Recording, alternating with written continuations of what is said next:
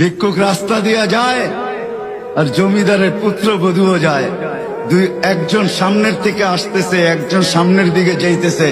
দুইজনের ক্রসিং এর সময় ভিক্ষুকের গায়ের কাদা জমিদারের পুত্রবধূর গায়ে লেগে গেছে।